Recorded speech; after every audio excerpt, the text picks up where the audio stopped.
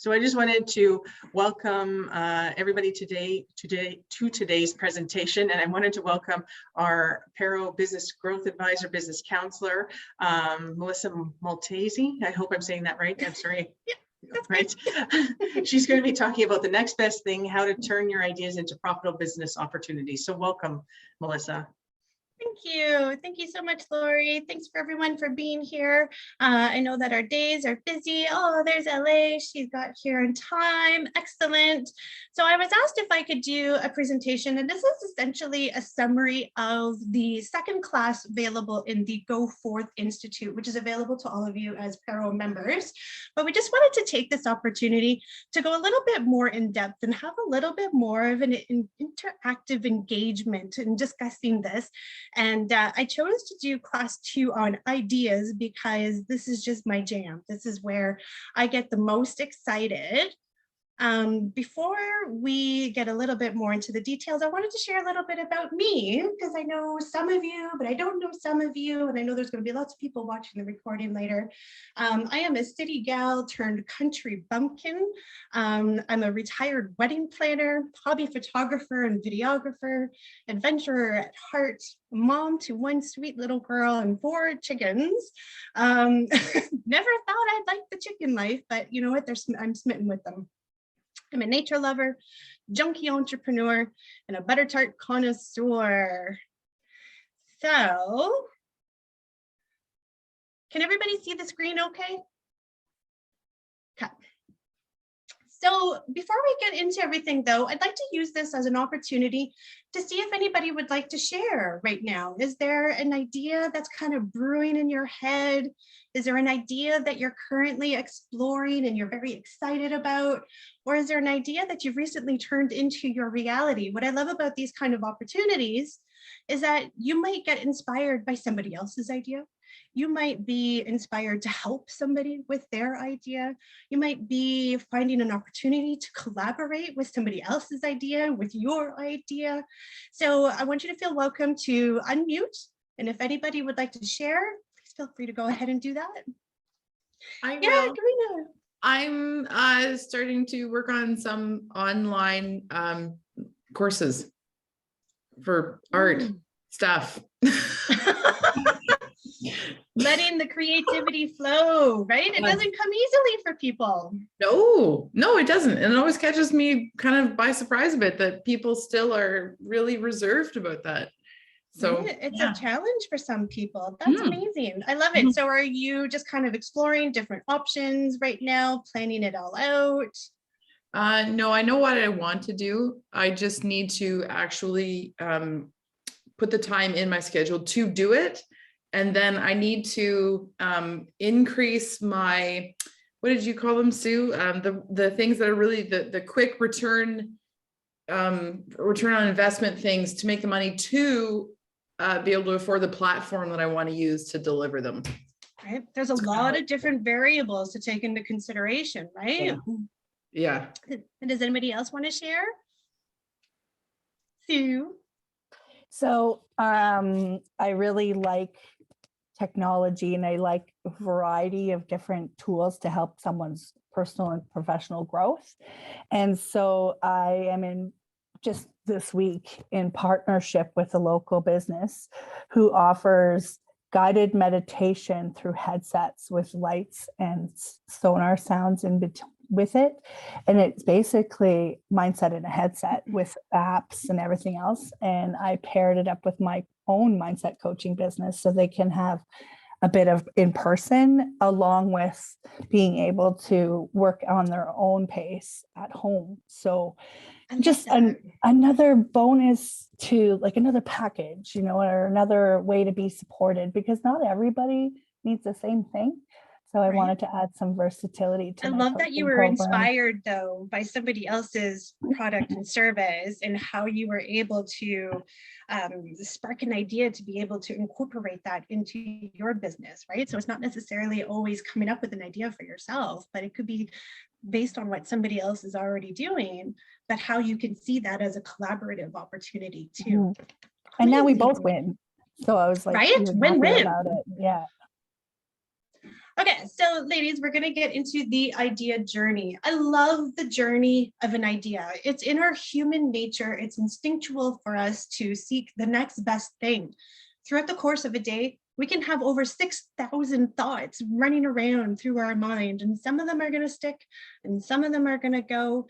But the journey of an idea is a really exciting one. I myself, I am a habitual idea generator. I always have ideas. Most of them don't go anywhere though, but that's okay because the journey is part of the excitement of it. It's the journey that gets us excited to get up in the morning and to keep us motivated to keep going forward and to keep finding new opportunities.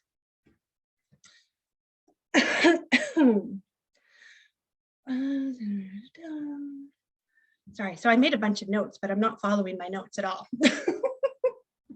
So where do ideas come from? Let's start with the first phase of ideation. Where are they coming from? Ideas can be generated by recognizing a need to solve a problem or to overcome a challenge. So for example, a client needs help with blah, blah, blah, but they are short on cash. So how can you solve this problem for them? Or you can take it from a different perspective.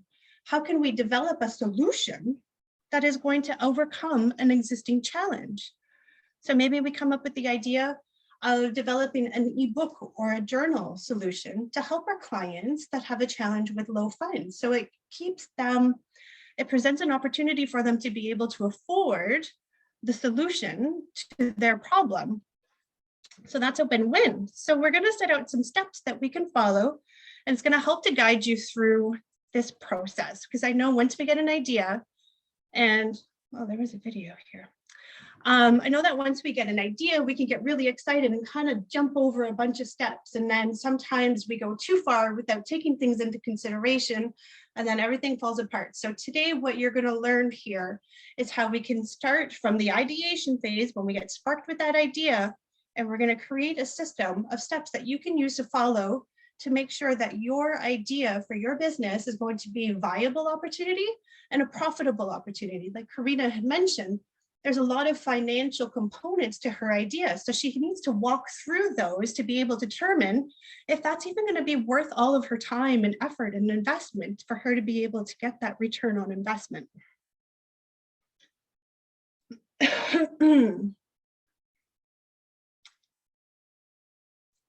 Discovering opportunities, awareness of things that are needed but don't already exist. So this can seem tricky when we live in a world where it feels like we've discovered all of it already. So an example, if you're thinking convenience factors, what is something that can make a task in your routine simpler? So for myself, a challenge that I face on a daily basis is multiple communication channels.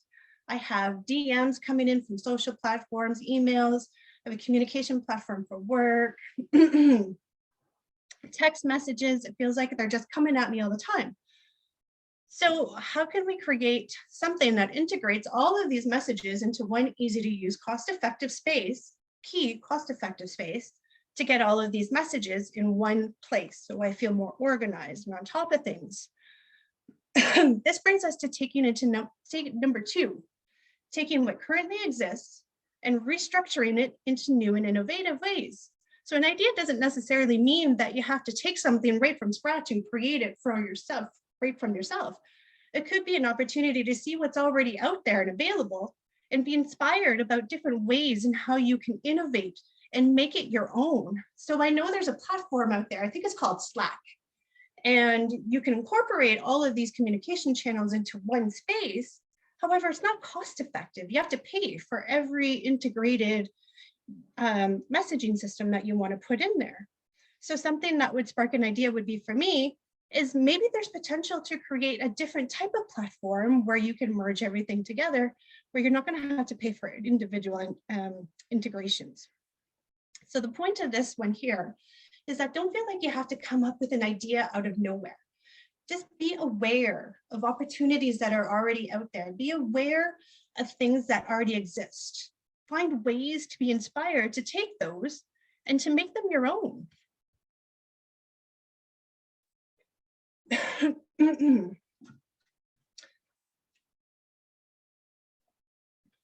Roadblocks to creativity. There are, of course, going to be barriers to accessing creativity. Creativity, as we mentioned, sometimes doesn't come easily for other people. And we can't just sit there and put a thinking hat on and poof, an idea comes into mind. Did you know, this was interesting actually, that it took the 10 years for the internet to develop from the ideation phase, that spark of interest, that spark of an idea, until it was actually developed. Some of the roadblocks that were met along the way were comparisons. We might find ourselves getting stuck in a place where we are comparing our idea to what is already existing, and we can feel disheartened that perhaps our idea just won't go anywhere. Well, why would somebody want to do mine if that's already available somewhere else? Maybe theirs is better, but this is where we can be inspired to think of ways to take what's already existing and make it unique to ourselves. Excuse me, visualization. It can be difficult to visualize the big picture of an idea and all the steps needed to see your idea through. I know myself, in this case, I could come up with some big grand idea, but then I start thinking of all of the little steps and things that I need to do to be able to get there, and it's just too much. I can't even fathom the idea of going through it. Time is a roadblock as well. Perhaps you simply just don't have the time to even explore an idea even further. Your memory can be a roadblock. Ideas can come, and then just as quickly, they could be gone. And technology. It's difficult to imagine an idea that doesn't require any technology at all. Even just marketing and promoting your product or service will require some level of tech savviness, and that in itself can be a roadblock. You might think, oh, I'd really like to incorporate some kind of digital product to be able to incorporate some residual income for my business. But then the idea of setting up automations and, all of these different technological factors, it can be just too much of a roadblock for you.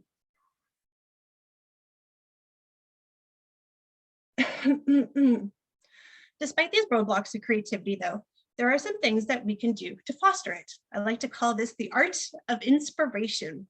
Things that we can do to create space for creativity to flow. Some examples of this is journaling, meditation, networking. Who has ever gone to a networking event where you're connecting with somebody and an idea, just a genius idea, gets sparked in a conversation?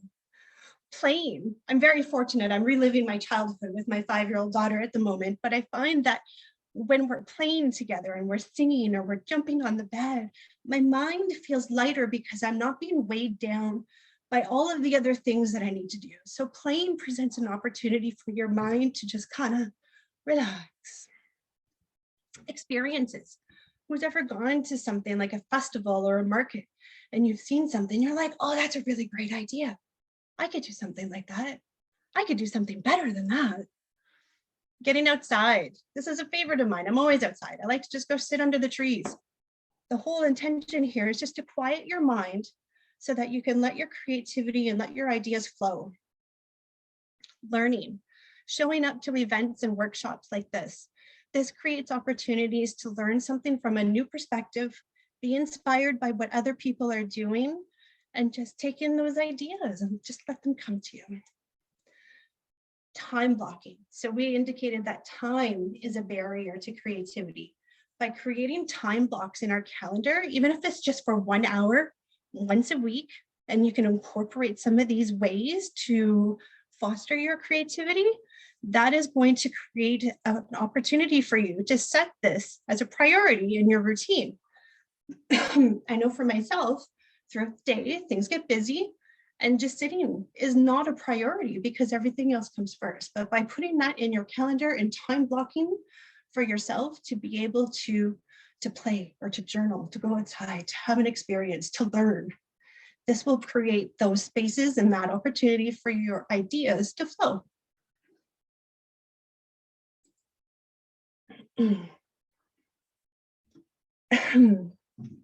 5 stages of idea sources. Number 1, the trigger point. This is when we recognize that there's a need for something. We're sparked. We see something on TV. We're talking to somebody. Oh, there's a need. There's a gap here. Stage 2, gel time. This is the stage where we consider our options and different solutions. Maybe having a physical product or having a digital product. We're going to explore those different solutions. Stage 3, awareness. This is where we start down the path of exploration and discovery of a solution. So this is probably where Karina is. She's taking in all of her options. She's aware of what things might need to get done to be able to offer these courses for creativity, and she's discovering what her solution could look like. Stage 4 is validation, testing the marketplace. Get your friends and your family on board, get them to give it a try, give it some feedback from them and say, is this something that you would be of interest in? Is there anything that didn't work for you? Is there something that did work for you? What are some other opportunities? And this kind of goes into elaboration. This creates the space for improvement and scalability. So it may differ completely from the idea that you originally had, but throughout this process of discovery, testing the marketplace, getting feedback, it might evolve into something even better.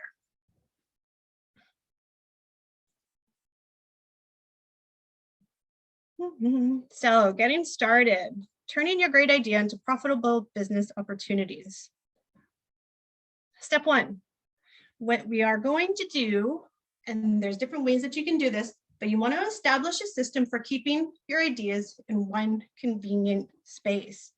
Get yourself a notebook or get something like Google Keep as an app, or if you have Whiteboard, like me, you can even use sticky notes. Sticky notes are great because then what you can do, you can get the big visual, but then you can take your sticky notes and you can put them in a notebook and save them for later. The purpose of this step is to ensure that you can keep track of your ideas. Perhaps it isn't feasible at this moment, but maybe it will be in 6 months or a year from now. Like I mentioned, ideas are constantly coming and going. You're always inspired by different experiences, different conversations, different opportunities for personal and professional growth. So even though something may not fit right now, you just never know when it can be the good fit. So keeping a space to keep all of your ideas in one place is a really great place to start.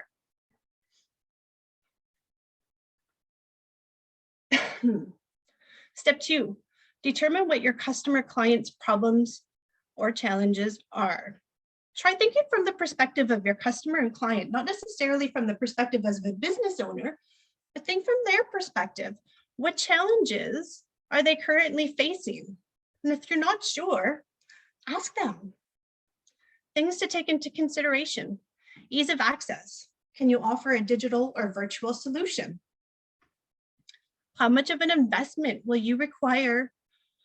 How much of an investment will it require you to be able to offer this solution? So think subscriptions. If you are needing to have different platforms to create a digital product or to offer a course, there's subscription fees that are involved with that. Will you need to hire a marketer? Will you have to hire a digital graphic artist to help design something for you? There's a lot of, how much time is it going to take for you as well? You have to consider your time. What is the turnaround time for you to be able to offer this solution? Do you need further education? Do you require additional support? But also, what is the investment for your customer and client? Is it going to be affordable? You may have a really great idea, a really great product or service, but it's not going to be in the budget for your customers. So it's really important for you to stay connected with your customers and engage with them and talk with them and get this information, because you don't want to go so far down the road of exploring an idea, create it, put it out there, and then nobody's buying it.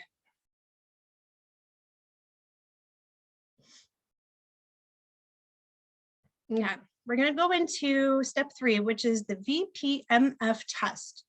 This is value, problem solving, money making, and fit. The VPMF test is a quick screening model that runs a small business idea past 4 of these key pillars of success. The VPMF test was created by Dr. Leslie Roberts as a way for entrepreneurs to quickly identify strengths and weaknesses in their small business idea. It's a great jumping off point for future development, or the best time to walk away before too much money and time has been invested. So let's explore this a little bit further. Does anybody have any questions at this point? As I take a big gulp of water. There was a couple of comments in the, I could read. Oh, sorry. they Yeah, get I us didn't back even to- see them. Yeah, that's okay. They're just some comments. So LA said yes to Karina, been helping some art programs since the pandemic hit. It's a bit of a transition to go digital, but we will look forward to returning to in person in the future. It took a while to shift digital, but I'm doing it, Karina says. It's time consuming, isn't it? Oh my goodness. Oh my God, it's ridiculous. Like, it's crazy. Crazy. And it's overwhelming. There's so Absolutely. many different platforms out there. I mean, you can't go on social media without seeing something new and host your class here or do this or do that. And like, Yep. Yeah. As somebody who has done this now, we've done 4 sessions, transitioned them to online. The hours, and I can personally attest to it because I'm the tech person who's doing all of the digital handouts and all of the digital side of it.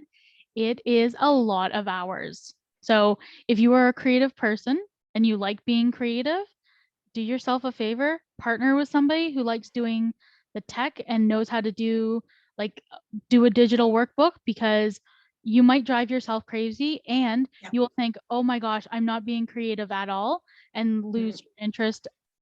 Just as somebody who's coming from this, save yourself a little bit if you can.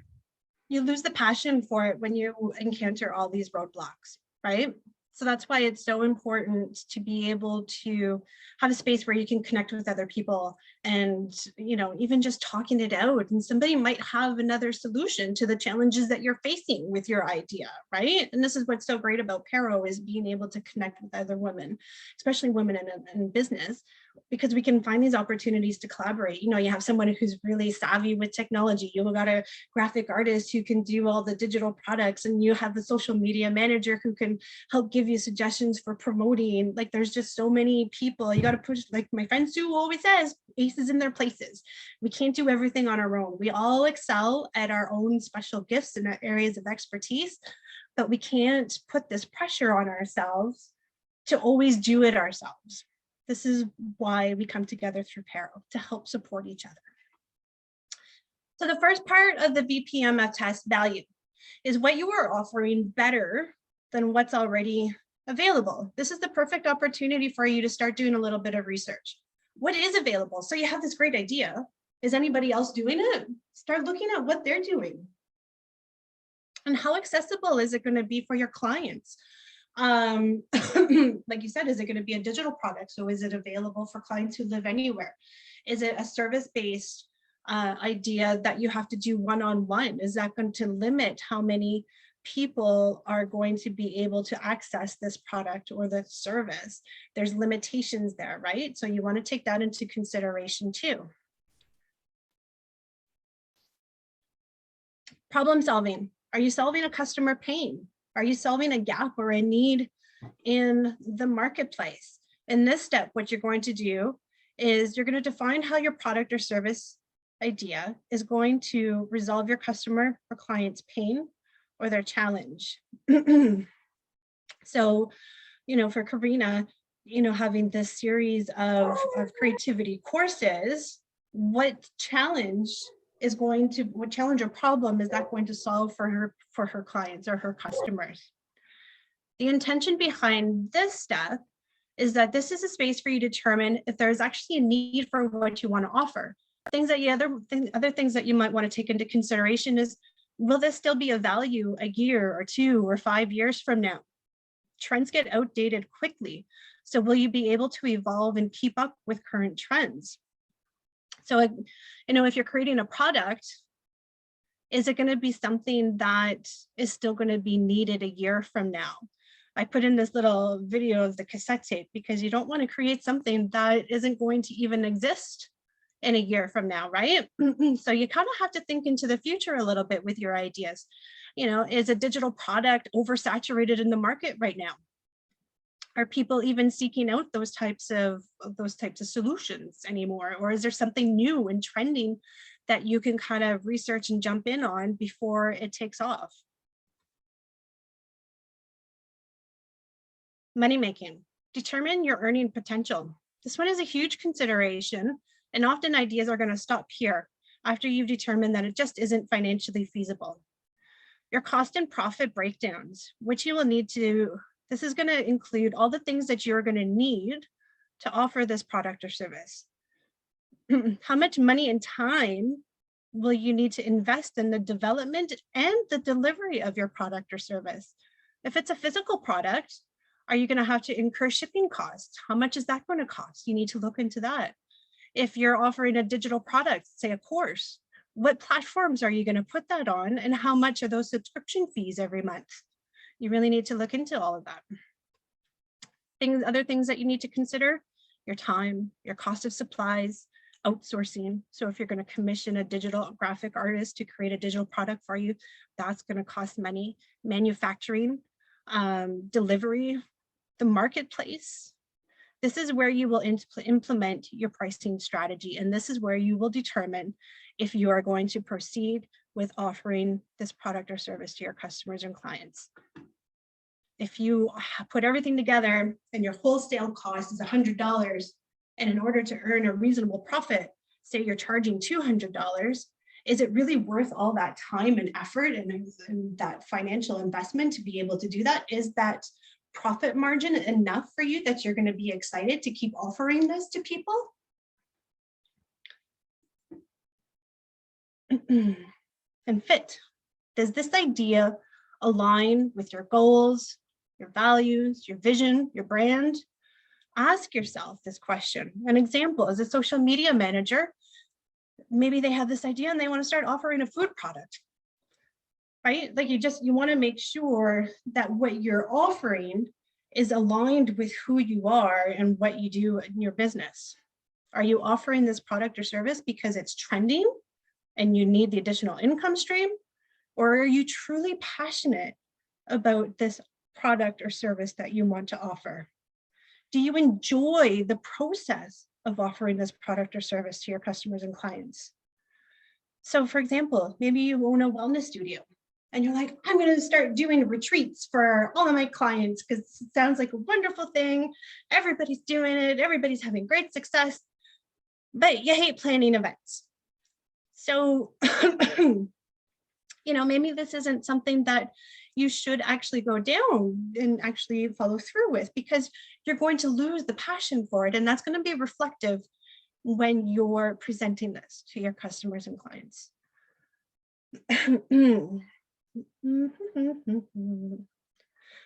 Is this a short-term or a long-term offering? Is this something that you're only going to offer for a short period of time? Or is this something that you see as a permanent offering with your business? That's something that you also need to take into consideration as well, because this is something that you want to do long-term, or is this something that just gets you excited and tickled and you just want to throw it out there for a little bit and have fun with it? Take that into consideration too. So in summary, there is the idea journey, the ideation, the exploration, the implementation of the idea. We are going to experience roadblocks to creativity and having that idea and going through that process. But there are ways that we can foster our creativity, getting outside, playing, learning, networking, having different experiences. The 3 steps that you want to take into implementing successful ideas: 1, establish a system to organize all of your ideas, keep them all together. Make sure that you clearly identify what the problem is, what the solution is, and the considerations you need to make into creating that idea. And then number 3, complete your VPMF test. This will just provide you with a little bit more of an in-depth breakdown of your idea, and it's going to show you if this idea is viable and if it's profitable. And that's it. So feel free to unmute if anybody has any other questions, if you want to strike up a conversation. I got something to say. Every time you switch your screen, it'll be like, oh, I got something else. Anyway, I just recently learned how to use Instagram stories to poll people to figure out. Okay, yep. Like, it's amazing. It's amazing. I just use those simple yes, no, and then I'll switch it up to, I don't know, blue and red or whatever. And Right. I get answers, and it's helped me. I can't believe people answer these things, but anyway, it's helped me kind of figure out, okay, you know, they want more of this or they want less of that or whatever, so that I can create these programs or offerings or whatnot that actually kind of align with the people who currently follow me on Instagram, right? And it takes me, you know, maybe 10 minutes to get this thing set up properly, but hopefully it'll take me 2 minutes, you know, in a month from now or whatever. So I don't know, and it's free. It is free. And I already have the people following me on Instagram that I'm assuming align with what I'm doing. So I hope anyway. So I don't know. I just want to throw that out there. If people don't do it, go for it. It's not the same. Market research is not the same as it used to be even 5 years ago. Remember when you're trying to do your business plan and you get to the market research part of it and you're like, I don't know how to find out what my customers actually need. Social media is really great for that. There's a lot of downsides to social media, but there's also a lot of advantages to social media, like that instant response to a poll question, yes or no. Would you be interested in this annual retreat? Would you be interested in this weekly event? Right? What's your price range? What are you able to afford and invest your money into? This is a really great opportunity for you to get the answers you're needing, but at the same time, you're connecting and engaging with your clients and your customers as well, and you're building that relationship and you're giving them what they want. It's win-win, win.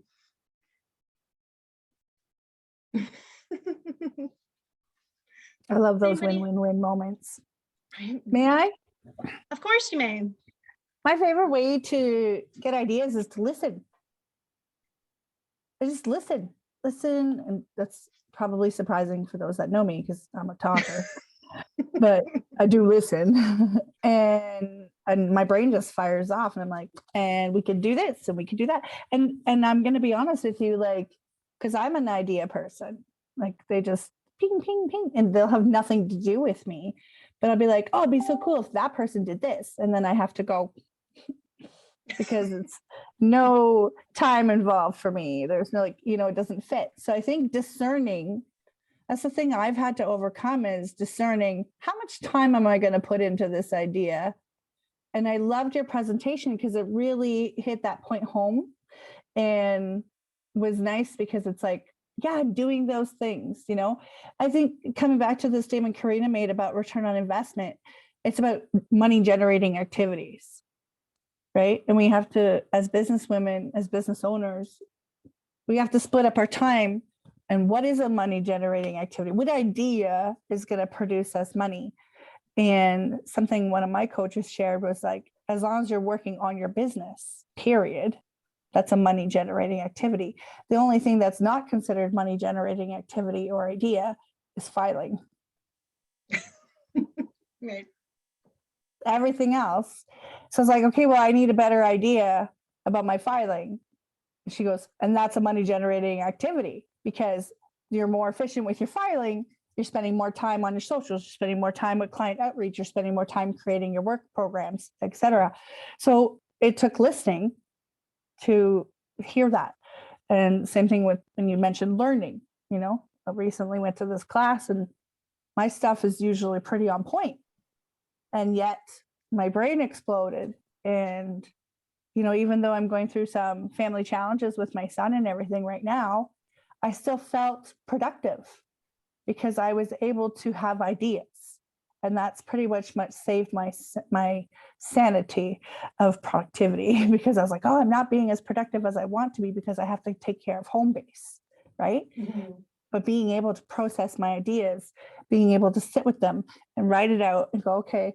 And you know what actually happened is I made way more connections.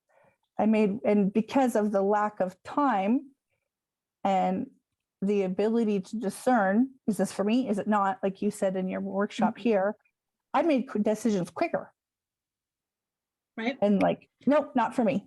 Yes, not yes for me. You know, and so I really when you start appreciate asking what yourself, when you start asking yourself this series of questions, instead of just focusing in on the idea itself and then the end result, you know, the big picture and how excited you'll be if it comes through. But when you go through this process that's being presented here, you start asking yourself all these questions. Like one of them for me was, is this something that you're passionate about? Is it something that I'm passionate about right now? Or is it something that I'm going to be passionate about 6 months from now or a year from now? Am I still going to want to do it? Because guess what? If you don't want to continue doing it, that's going to show. Your customers are going to see that you're not as excited about what it is that you're offering, right? So, and then the other thing, for overcoming your roadblock to creativity and just time blocking.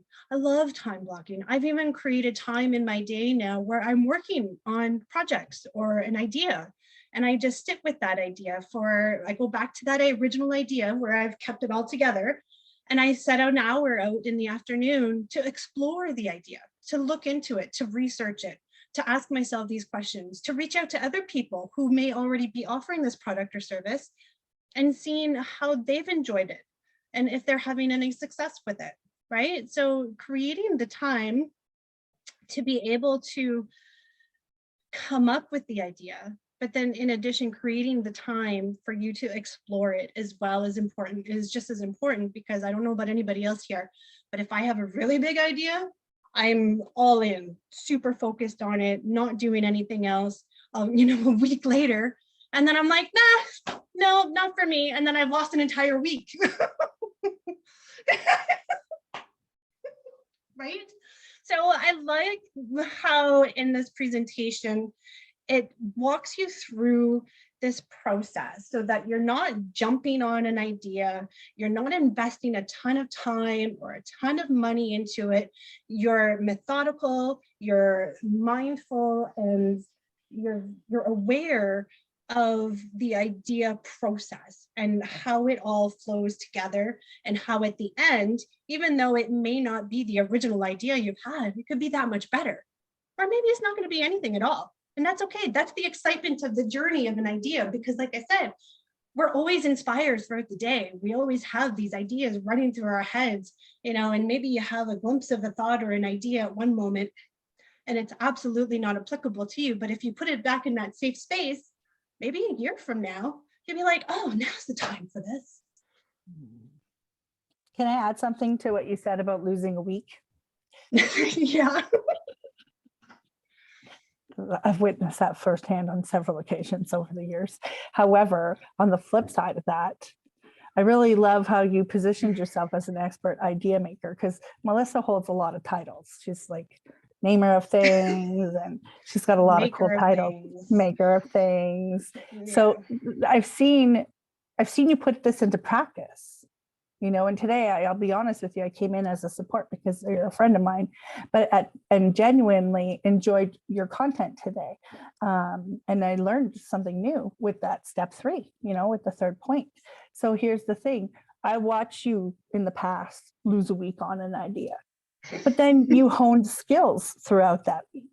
You learned a new thing throughout that week, or maybe you mastered a new app that week. So I feel that every experience that we have adds value to a future experience, right? And because now, Melissa, you'll be like, here's an idea.